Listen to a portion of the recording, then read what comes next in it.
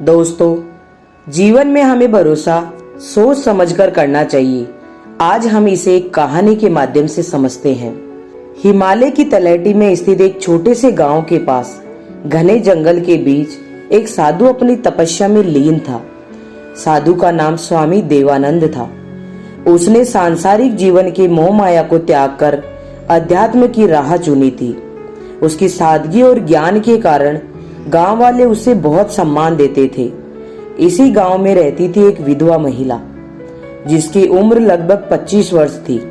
उसका नाम रत्ना था। रत्ना सुंदर लेकिन साधारण जीवन जीने वाली महिला थी। पति के निधन के बाद उसने गांव के बच्चों को पढ़ाने और दूसरों की मदद करने में खुद को व्यस्त कर लिया। हालांकि उसके मन के किसी कोने में अकेलेपन का दर्द छुपा था। एक दिन रत्ना को अपनी गाय के लिए जड़ी बूटी लाने जंगल जाना पड़ा। वह जंगल में गहरी जगह पहुंची जहां उसकी मुलाकात स्वामी देवानंद से हुई। वह उनकी सादगी और आंखों में झलकती शांति से प्रभावित हुई। उसने उन्हें प्रणाम किया और उनसे मार्गदर्शन की याचना की। देवानंद ने रत्ना को कुछ ध्यान विधियां सिखाई और कहा, अकेलापन केवल मन की एक अवस्था है। जब मन शांत होता है तो सारा ब्रह्मांड आपका साथी बन जाता है। समय बीतता गया। रत्ना अक्सर स्वामी जी से मार्गदर्शन लेने आने लगी। दोनों के बीच एक अद्भुत समझ बन गई। धीरे धीरे रत्ना का झुकाव स्वामी जी की ओर बढ़ने लगा। वह उनकी गहराई और करुणा में अपनी खुशी खोजने लगी। स्वामी देवानंद, जो सांसारिक संबंधों से दूर रहने का प्रण ले चुके थे, ने भी रत्ना के स्नेह को महसूस किया। उनकी आंखों में एक अनकहा भाव उभरता था, लेकिन उनके भीतर एक बड़ा द्वंद्व चल रहा था। रत्ना की स्वामी देवानंद के प्रति श्रद्धा धीरे धीरे एक गहरे भाव में बदल रही थी। वह उनकी हर बात को ध्यान से सुनती और उनका अनुसरण करती। स्वामी देवानंद को भी रत्ना की सरलता और समर्पण ने कहीं न कहीं प्रभावित किया था, लेकिन वह इस भाव को अपने भीतर दबाए हुए थे। एक दिन जब रत्ना जंगल में स्वामी जी से मिलने पहुंची तो उसने हिम्मत करके पूछा, स्वामी जी, क्या त्याग का अर्थ हमेशा अकेले रहना है? क्या प्रेम भी त्याग का एक रूप नहीं हो सकता? स्वामी देवानंद कुछ क्षण चुप रहे। उनके भीतर ये सवाल गूंजने लगा। उन्होंने कहा, प्रेम और त्याग एक ही सिक्के के दो पहलू हैं। सच्चा प्रेम वही है जिसमें त्याग हो, लेकिन मेरे लिए इस जीवन का उद्देश्य भिन्न है। मैंने संसार की इच्छाओं को पीछे छोड़कर आत्मा की शांति का मार्ग चुना है। रत्ना ने हल्के से मुस्कुराते हुए कहा, शांति का मार्ग कभी कभी किसी के साथ चलने से भी मिल सकता है। अकेलेपन और तप में अंतर होता है। वह इस द्वंद्व में उलझ गए कि क्या उनका मार्ग सही था या रत्ना की बातें एक नई दिशा का संकेत दे रही थी। कुछ दिनों बाद गांव में अचानक एक संकट आ गया। एक बड़ी बाढ़ ने कई घरों को बहा दिया और लोग अपने जीवन को बचाने के लिए संघर्ष कर रहे थे। रत्ना ने दिन रात लोगों की मदद की। उसने अपनी हर चीज दान कर दी और दूसरों के दुख को कम करने में जुट गई। स्वामी देवानंद ये सब देख रहे थे। उन्होंने पहली बार महसूस किया कि रत्ना का प्रेम न केवल उनके लिए था, बल्कि पूरे संसार के लिए था। वे खुद से पूछने लगे, क्या प्रेम वास्तव में त्याग से अधिक महान है? क्या मैंने प्रेम को समझने में चूक की है? बाढ़ का प्रकोप बढ़ता जा रहा था। गांव में भोजन, पानी और दवाओं की भारी कमी हो गई थी। रत्ना ने अपनी पूरी शक्ति और समर्पण के साथ लोगों की सहायता की। वह खुद भूखी रहकर भी जरूरतमंदों के लिए खाना जुटा, बीमारों की देखभाल करती और बच्चों को सुरक्षित स्थान पर ले जाती। स्वामी देवानंद ने रत्ना के इस निस्वार्थ प्रेम को देखा। वह समझ गए कि रत्ना का प्रेम केवल व्यक्तिगत नहीं था, बल्कि ये पूरे संसार के लिए करुणा का एक प्रतीक था।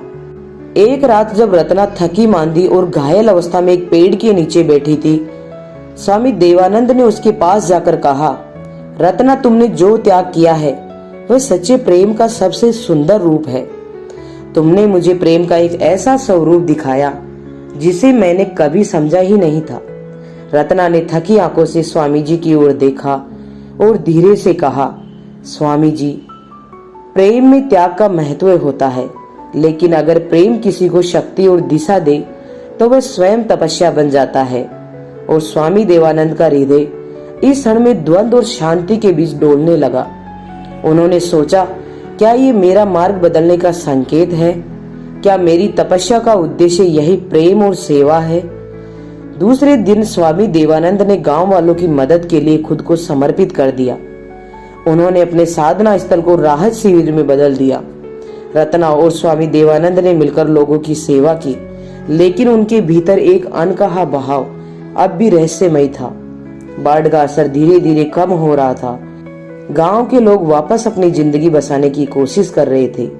इस कठिन समय में रत्ना और स्वामी देवानंद ने मिलकर जो सेवा की, उसने न केवल गांव वालों के दिलों में उनके प्रति सम्मान बढ़ाया, बल्कि उनके बीच एक अनदेखा रिश्ता भी गहराई से पनपने लगा।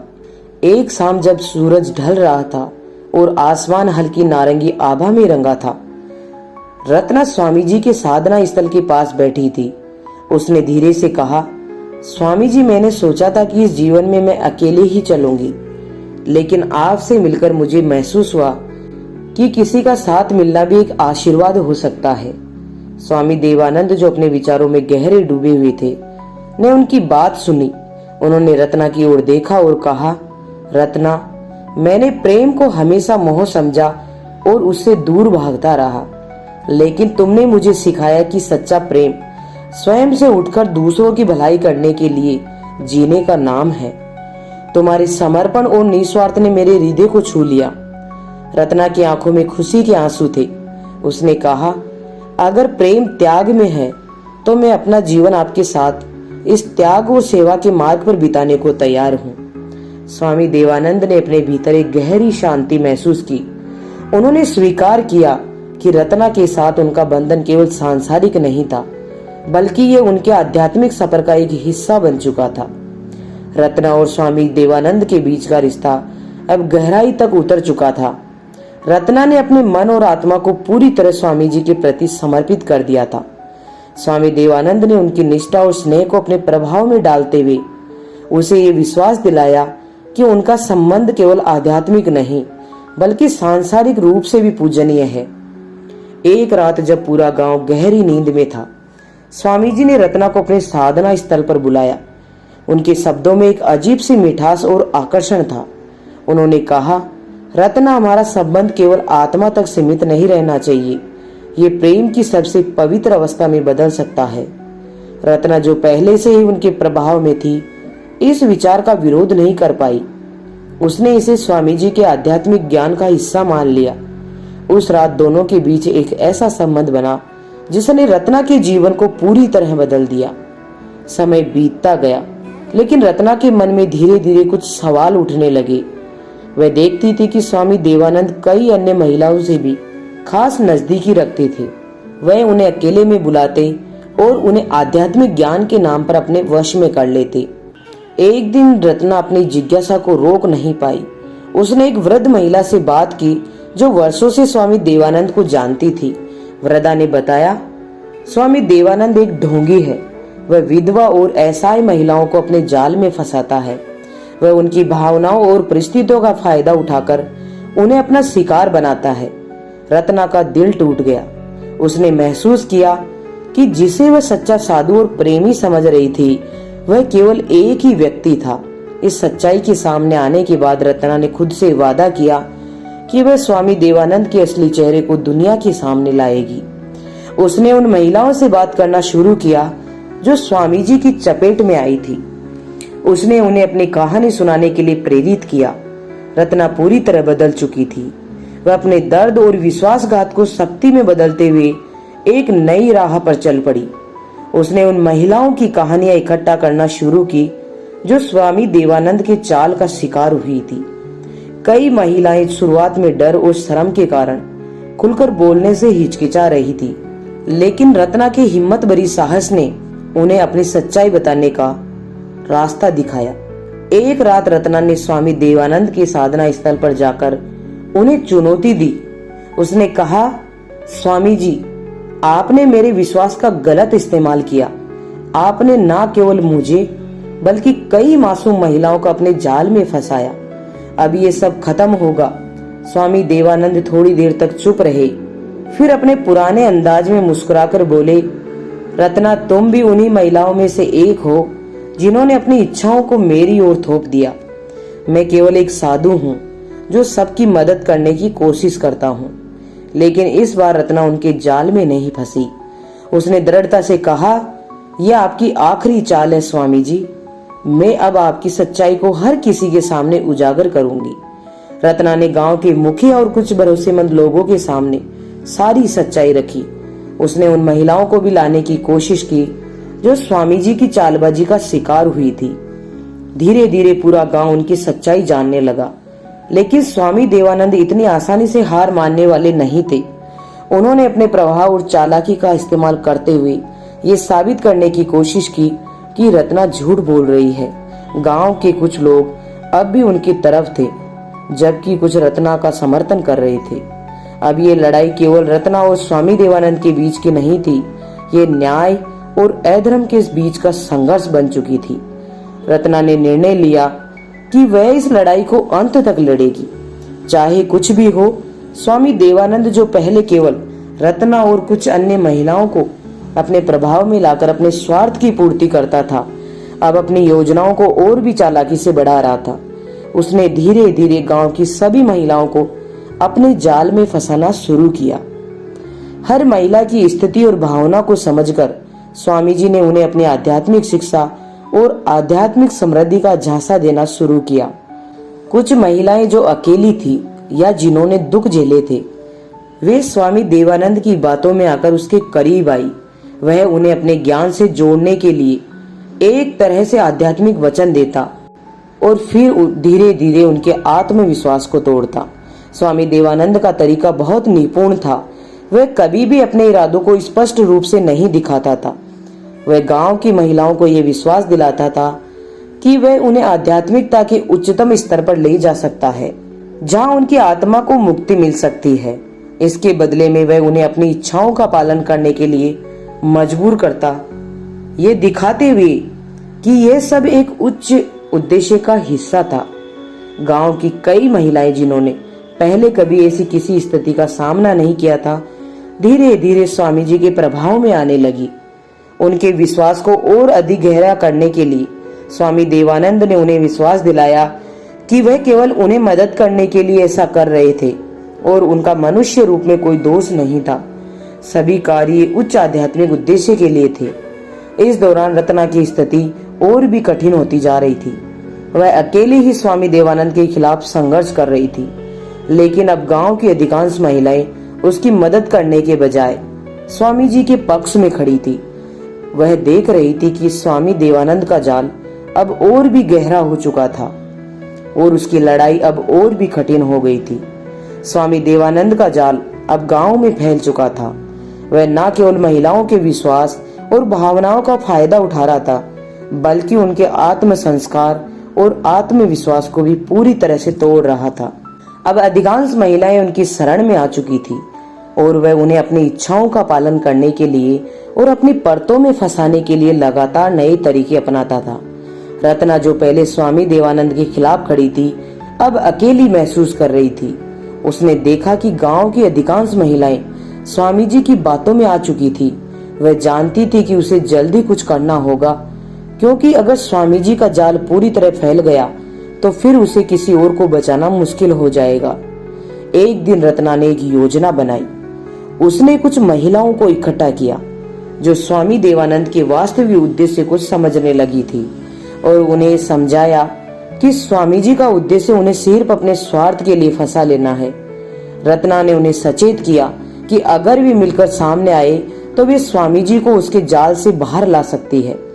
लेकिन स्वामी देवानंद का प्रभाव अब इतना गहरा हो चुका था कि कुछ महिलाएं तो ना के खिलाफ हो गई और उसे झूठा साबित करने की कोशिश करने लगी। स्वामी जी ने रत्ना को पागल और भ्रमित करार दिया और वह अपने प्रभाव का पूरा इस्तेमाल करने लगी। उन महिलाओं को भी अपने पक्ष में करने में सफल हो गया।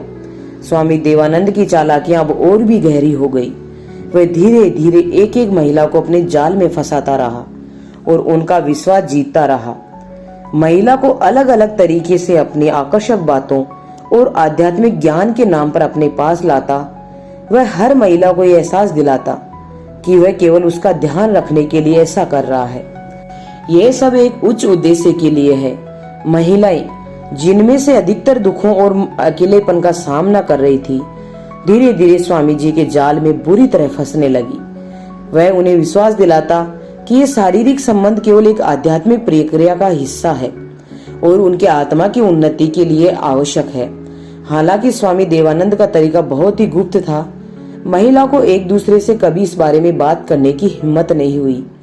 उनके मन में एक डर और शर्म बैठी हुई थी और वे समझने की कोशिश करती थी कि क्या स्वामी जी का व्यवहार सही था या नहीं। वह सोचने लगी कि कहीं उनका व्यक्तिगत अनुभव किसी और के अनुभव से अलग तो नहीं है। लेकिन कोई भी महिला अपनी कहानी को दूसरे से साझा नहीं करती थी। स्वामी देवानंद ने इस मानसिकता का फायदा उठाया। उसने जानबूझकर महिलाओं को एक दूसरे से दूर रखने की कोशिश की ताकि वे कभी एक दूसरे की सच्चाई ना बता सकी। वह ये सुनिश्चित करता था कि हर महिला को वे विशेष महसूस करवाए और ये विश्वास दिलाए कि वह केवल उसके लिए है। इस स्थिति में रत्ना और कुछ महिलाएं जो अब तक स्वामी जी की सच्चाई को समझने लगी थी, धीरे धीरे एक दूसरे से संपर्क करने लगी। रत्ना ने उन्हें ये समझाना शुरू किया कि स्वामी देवानंद ने सभी को भ्रमित कर रखा है और उनका असली उद्देश्य केवल अपनी शक्ति बढ़ाना है। जल्द ही ये समझ गया कि कुछ महिलाएं उसके खिलाफ साजिश कर रही है। उसने उन्हें डराने और धमकाने की कोशिश की ताकि वे रत्ना के साथ मिलकर उसकी सच्चाई को उजागर ना कर सके। रत्ना ने आखिरकार स्वामी देवानंद की असलियत को पूरी तरह समझ लिया था और अब उसने ठान लिया था कि वह इसे सबके सामने लाएगी। धीरे धीरे गांव की औरतें भी स्वामी देवानंद के बारे में असली सच्चाई को समझने लगी थी। एक दिन कुछ महिलाओं ने एक दूसरे से अपनी सच्चाई साझा की। वे जानने लगी कि स्वामी जी सभी के साथ समान तरीके से व्यवहार किया है और उन्होंने उनके विश्वास का गलत इस्तेमाल किया है। इन महिलाओं ने धीरे धीरे मिलकर रत्ना की मदद से स्वामी देवानंद के खिलाफ आवाज उठाना शुरू की। उन्होंने अपनी परेशानियों और डर को एक साथ साझा किया और ये महसूस किया कि उनके भीतर एक शक्ति है जो स्वामी जी के खिलाफ खड़ा होने में मदद कर सकती है। स्वामी देवानंद को अब तक अपने प्रभाव और चालाकी ने सभी को नियंत्रित कर चुका था। अब अचानक गिरता हुआ महसूस करने लगा। वह देख रहा था कि महिलाएं एक साथ आ रही है और उसकी असलियत का खुलासा करने के लिए तैयार है। ये उसे पूरी तरह से चौंका देने वाला एक दृश्य था और वह घबराया हुआ था। स्वामी देवानंद ने अपनी चालाकियों को बढ़ाने और उन्हें झूठा साबित करने की कोशिश की, लेकिन अब महिलाएं उसे समझने लगी थी। उन्होंने सब मिलकर गांव के प्रमुख और अन्य प्रभावशाली व्यक्तियों से संपर्क किया और स्वामी जी की सच्चाई का खुलासा किया। गांव में तहलका मच गया। अब स्वामी देवानंद को जवाब देना पड़ा। गांव के लोग जो पहले उसे एक आदर्श और सच्चे साधु के रूप में मानते थे, अब उसके खिलाफ खड़े हो गए थे। रत्ना ने इस लड़ाई में उनका मार्गदर्शन किया और सभी महिलाओं ने एकजुट होकर स्वामी जी की दुष्कर्म की कहानी को गांव के प्रमुखों और पंचायत के सामने रखा। स्वामी देवानंद ने अपनी स्थिति को बचाने के लिए अपनी पुरानी चालाकियों को अपनाने की कोशिश की कि वह दावा करने लगा कि वह एक योगी है और उसका उद्देश्य केवल आध्यात्मिक उन्नति है। लेकिन अब उसकी बातें किसी को प्रभावी नहीं लग रही थी। गांव के प्रमुख और अन्य लोग जो पहले उसकी ओर झुके हुए थे, अब उसे दोषी मानने लगे। कई महिलाएं जिन्होंने सबसे पहले उनकी बातों में आकर उसकी गलतियों को नजरअंदाज किया था, अब उसके खिलाफ खड़ी हो गई थी। उसने स्वीकार किया कि स्वामी देवानंद ने उनके साथ गलत किया था। स्वामी देवानंद का प्रभाव अब पूरी तरह से टूट चुका था। उसकी सच्चाई सामने आने के बाद न केवल गांव के लोग बल्कि दूर दराज के इलाके के सभी लोग उसकी असलियत जानने के लिए आए थे। महिलाओं ने अपने अनुभवों और गवाहों के आधार पर स्वामी देवानंद के खिलाफ कानूनी कार्रवाई की मांग की। रत्ना और अन्य महिलाओं ने मिलकर ये सुनिश्चित किया कि कोई भी महिला भविष्य में इस तरह के शोषण का शिकार ना हो। गांव में धीरे धीरे बदलाव आ रहा था। महिलाओं को अब अपनी आवाज उठाने का साहस मिला था और वे अपनी स्थिति को बेहतर बनाने के लिए एकजुट हो रही थी। स्वामी देवानंद की सत्ता पूरी तरह से खत्म हो चुकी थी और गांव में शांति और न्याय का नया दौर शुरू हुआ था।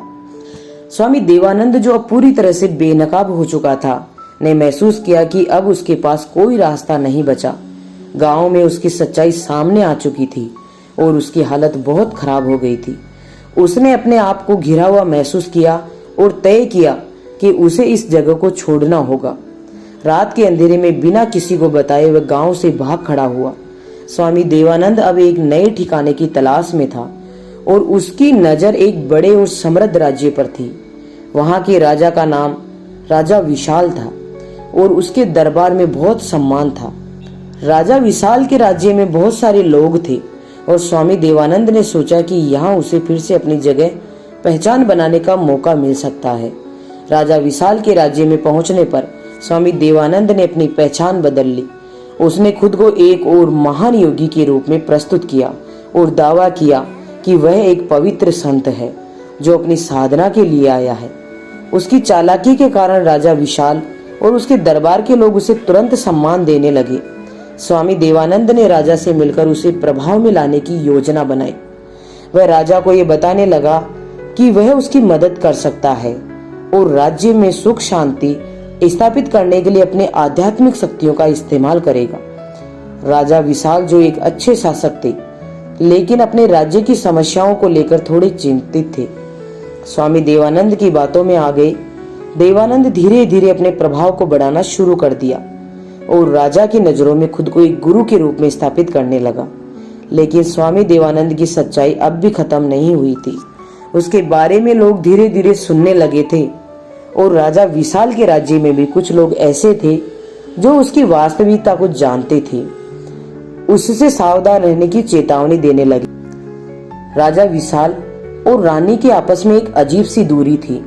राजा विशाल एक ईमानदार और न्यायप्रिय शासक था, लेकिन रानी ने महसूस किया कि वह अपने पति के दिल और ध्यान को पूरी तरह से नहीं पा रही थी। राजा का समय अधिकांश राज्य के मामलों में बीता जा रहा था और रानी की कई इच्छाएं अनसुनी रह जाती थी। रानी, जो पहले बहुत प्यार करती थी और समर्पण के साथ अपने पति के पास आई थी, अब महसूस करने लगी थी कि उसकी जगह दरबार में कम होती जा रही थी। रानी ने सोचा कि अगर वह राजा का ध्यान अपनी ओर खींचे तो राज्य के मामलों में भी उसका प्रभाव बढ़ सकता है। उसने ये महसूस किया कि केवल पारंपरिक तरीकों से काम नहीं चलेगा और उसे कुछ ऐसा करना होगा राजा को उसकी ओर आकर्षित करे। यह सोचकर रानी ने स्वामी देवानंद से मिलने का निर्णय लिया। स्वामी देवानंद, जो पहले ही राजा विशाल के दरबार में अपनी पैठ बना चुका था, ने रानी से मुलाकात की। उसने खुद को एक सिद्ध और महान योगी के रूप में प्रस्तुत किया और कहा, रानी, आपका दुख समझता हूँ।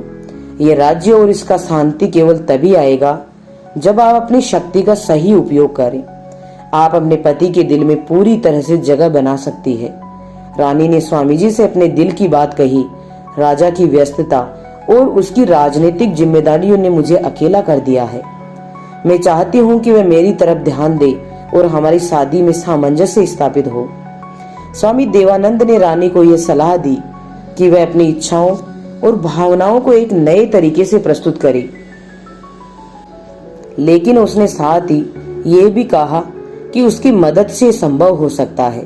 स्वामी देवानंद ने रानी को यह विश्वास दिलाया कि वह उसे राजा के दिल में अपनी जगह बनाने में मदद करेगा और इसके लिए वह अपनी आध्यात्मिक शक्ति का इस्तेमाल करेगा।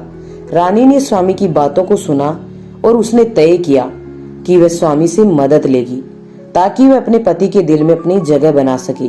लेकिन रानी को यह नहीं पता था कि स्वामी देवानंद अपनी चालों से केवल उसे ही नहीं बल्कि राजा को भी अपनी ओर आकर्षित करने की योजना बना रहा था। स्वामी देवानंद ने रानी की कमजोरियों और इच्छाओं को अच्छे से समझ लिया था। उसने देखा कि रानी के दिल में गहरी तन्हाई और प्रेम की कमी है जिसे वह पूरा करना चाहती थी। रानी की यह भावना स्वामी के लिए एक अवसर बन गई थी। वह अपनी चालाकी से उसे और भी अपनी ओर आकर्षित करने लगा। एक दिन स्वामी देवानंद ने रानी से कहा, रानी, आप जो प्रेम और ध्यान चाहती है वह आपको राजा से नहीं मिल पा रहा है। आपको लगता है कि आपकी भावनाओं को समझने वाला कोई नहीं है, लेकिन मैं आपकी व्यथा को समझता हूँ। जो प्रेम आप अपने पति से नहीं पाई वह प्रेम हम आपको दे सकते हैं। मैं आपका समर्थन करूंगा और आपके सभी दुखों का इलाज करूंगा। रानी ने उनकी बातों को ध्यान से सुना और उनके मन में एक हलचल मच गई। स्वामी देवानंद ने उसे ये विश्वास दिलाया कि वह उसे न केवल राजा के मुकाबले अधिक प्रेम और मान दे सकता है, बल्कि उसे अपना आत्मिक और मानसिक संतुलन भी पुनः प्राप्त करने में मदद करेगा। स्वामी जी की बातों में कुछ ऐसा था जो रानी को आकर्षित करता था और धीरे धीरे उसने उसे अपनी आत्मिक उलझनों को सुलझाने के लिए सहारा समझा। स्वामी देवानंद ने रानी को यह समझाया कि राजा के प्यार के लिए उसे कुछ ज्यादा करने की जरूरत नहीं है। वह खुद ही एक शक्तिशाली महिला बन सकती है और उसके जीवन में वही प्रेम होगा जिसे वह ढूंढ रही थी। स्वामी जी ने यह दावा किया कि यह प्रेम एक आध्यात्मिक प्रक्रिया का हिस्सा है और उसे इसका पालन करना चाहिए। रानी, जो अब पूरी तरह से स्वामी की बातों में उलझ चुकी थी, धीरे धीरे उसकी गिरफ्त में आ गई। स्वामी ने उसे यह एहसास दिलाया कि राजा के पास समय नहीं है, लेकिन वह हमेशा उसकी मदद करने के लिए मौजूद रहेगा। इस तरह से स्वामी देवानंद ने रानी को अपनी तरफ खींच लिया और दोनों के बीच एक नया संबंध बन गया। राजा विशाल, जो अपनी पत्नी रानी के बदलते व्यवहार और स्वामी देवानंद के प्रभाव को देखकर पहले ही कुछ संकोच में थे, अब पूरी तरह से जाग गया। वह ये महसूस करने लगा था कि रानी और स्वामी के बीच कुछ गड़बड़ हो सकता है। रानी के और स्वामी देवानंद के बीच बढ़ते रिश्ते को देखकर राजा के मन में शंका उत्पन्न हुई। राजा ने तय किया कि वह इस मामले का पूरी तरह से पता लगाएगा। एक रात जब रानी और स्वामी देवानंद अचानक महल से गायब हो गए, राजा ने अपनी खुफिया जानकारी जुटाने की शुरुआत की और पता चला कि रानी और स्वामी जी दोनों जंगल की ओर भाग गए थे। यह सुनकर राजा को गहरा झटका लगा। उसे यकीन नहीं हो रहा था कि उसकी पत्नी, जिसे वह पूरी तरह से विश्वास करता था, ने उसे धोखा दिया था। राजा विशाल, जो बहुत गुस्से में था, जंगल की ओर निकल पड़ा। उसके साथ कुछ निष्ठावान सैनिक भी थे और वह स्वामी और रानी के पीछे चला गया। रास्ते में राजा ने कई सवाल किए, लेकिन उसके मन में सबसे बड़ा सवाल यही था, क्या रानी सचमुच स्वामी देवानंद के प्रभाव में गई थी या फिर उसने जानबूझकर इस रास्ते का चुनाव किया था। जंगल में पहुंचने के बाद राजा विशाल ने अपनी पत्नी और स्वामी देवानंद को देखा। वे दोनों एक जगह बैठे थे और रानी के चेहरे पर एक अजीब सा आत्मविश्वास था जो पहले कभी नहीं था। स्वामी देवानंद, जो अब राजा को देख चुका था, ने खुद को पूरी तरह से नियंत्रित किया और कहा, राजा विशाल, आप हमसे बहुत दूर हैं। ये यात्रा, ये आध्यात्मिक मार्ग आपके लिए नहीं है। आपकी पत्नी ने समझ लिया है कि उसका असली मार्ग क्या है। राजा ने गुस्से में आकर कहा, स्वामी, तुम्हारा असली चेहरा सामने आ चुका है। तुम केवल अपनी शक्ति के बढ़ाने के लिए लोगों का शोषण करते हो। और मेरी पत्नी रानी, क्या तुमने सच में सोचा था कि मैं ये नहीं देख पाऊंगा? रानी, जो अब भी स्वामी देवानंद के प्रभाव में थी, राजा की बातें सुनकर चुप रही। स्वामी देवानंद ने रानी के पास जाकर उसे ये समझाने की कोशिश की कि राजा की सोच बहुत संकीर्ण है और वह उसे कभी भी नहीं समझ पाएगा। लेकिन राजा विशाल अब पूरी तरह से समझ चुका था कि यह सब एक धोखा था। उसने स्वामी देवानंद को चुनौती दी और दोनों के बीच तीव्र बहस हुई। अंततः राजा ने स्वामी देवानंद को अपनी शक्ति और बुद्धिमत्ता से परास्त किया और उसे जंगल से बाहर कर दिया। रानी, जो अब पूरी तरह से भ्रमित और लज्जित महसूस कर रही थी, राजा के पास आई और उससे माफी मांगी। राजा ने उसे माफ कर दिया, लेकिन उसे ये समझाया कि विश्वास और प्यार बहुत महत्वपूर्ण होते हैं और अब वह अपनी गलती का एहसास कर चुकी थी। ये घटना राजा और रानी के रिश्ते में एक बड़ा मोड़ लेकर आई और दोनों ने मिलकर अपने राजमहल में एक नई शुरुआत की। स्वामी देवानंद के खिलाफ सख्त कदम उठाए गए और उसकी सच्चाई को सबके सामने लाया गया। देखा आपने दोस्तों, इस कहानी से हमें यही सीख मिलती है कि जीवन में हमें भरोसा सोच समझकर करना चाहिए। आंख बंद करके किसी पर भी हमें भरोसा नहीं करना चाहिए। धन्यवाद दोस्तों।